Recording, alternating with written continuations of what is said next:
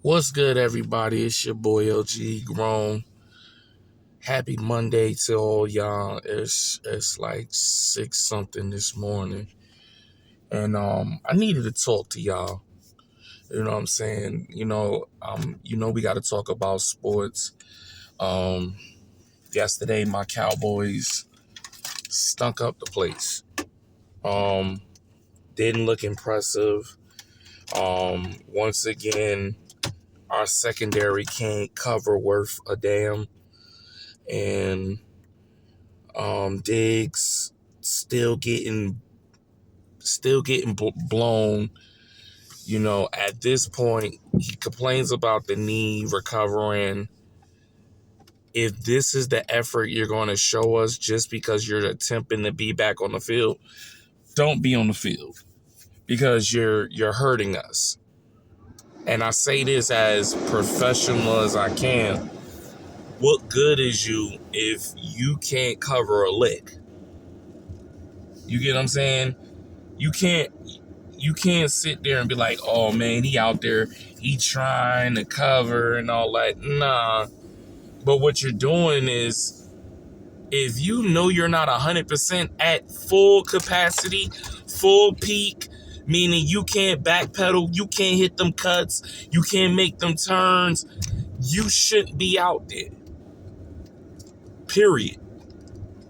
If you're not 100%,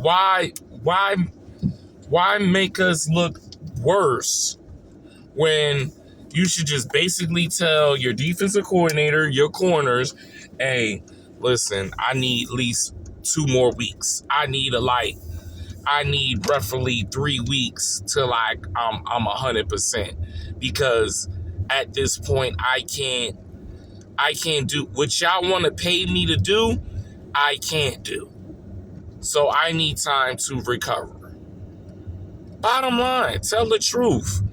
See, the fact that Diggs heard a bunch of rumors, heard about him getting traded, he was like, oh, let me go out there, so they can see I'm playing a team.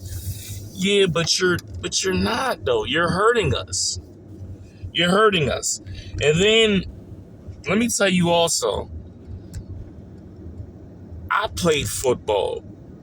And one thing they tell us not to do is tackle with your head down. So why the heck are you trying to tackle a running back? You trying to get low, trying to damn near chop block, and you hurt yourself. Come on now. I mean, that's basically, it's like certain things don't make sense. Well, let me do this dumb play so then I could be out for the rest of the game. Come on now. That tackle was so not to do. You're not supposed to tackle like that at all. You're and if he's a big dude and he runs through that's what's gonna happen. He was a big dude. Luckily you did get the tackle, but then you hurt yourself in the same mix. It's pointless. Matt Eberflus, I don't know. I'm not impressed so far watching you in this cover 3, leaving these 10, 5 yards off the line type of coverage. You know what I'm saying? First off, either they can easily get the check down, or they can easily throw over the top because our cornerbacks keep falling for their backpedaling, and then off the rip they're playing catch up, and the dude is down the field burning our corner. I'm sorry, not receiver. There was just so much. I looked at disgusted. Matt Eberflus has not impressed me, and I need Scott Schottenheimer to open up the playbook. That dropping down, just short passes is not going to get us. Them simple checkdowns is not going to get us. And then I don't know who idea, to put CeeDee Lamb to run the ball. He ain't never did that. I don't like it.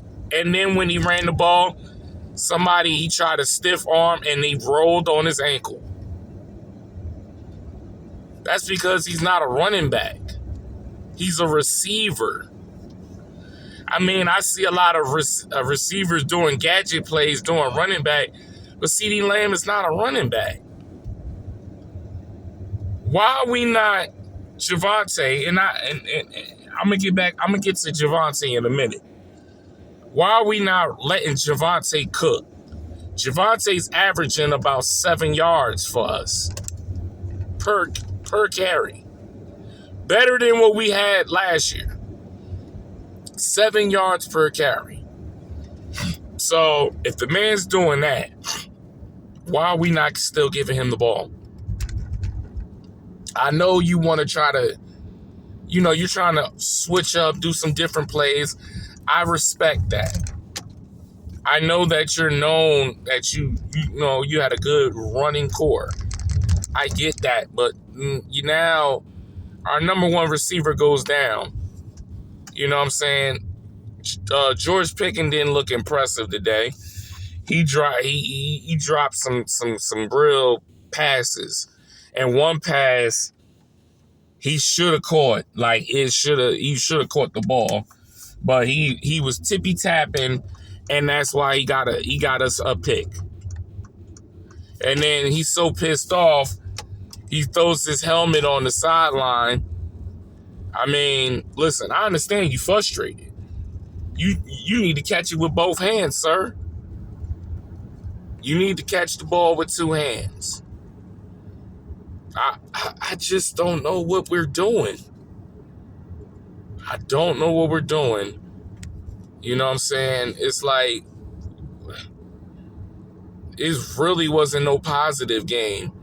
We were getting caught up with the trick plays from Chicago, whether it's a flea flicker, a reverse. Caleb Williams was throwing the ball damn near 60 yards. Like, we doing everything wrong. I don't know if we're just trying to get the number one draft pick. I don't know. I don't know. And then the question is, who out there can we get? Like, that's real talk. Who is out there available that we can trade to get? People willing to trade. Because we need corners. We need corners. I mean, we need an edge rusher. I thought J.V. McClowney was gonna play, but then all of a sudden they just inactive him yesterday. I don't know, y'all. I really don't. And I'm not gonna lie. I am very concerned. I'm concerned in multiple ways that a Dallas Cowboy fan can be. And that's really not good. I'm not even thinking about, can we win our division? I don't see it. I really don't. They got to really show me they can do something. Right now, Eagles the favorite. After what I saw yesterday, Eagles the favorite. And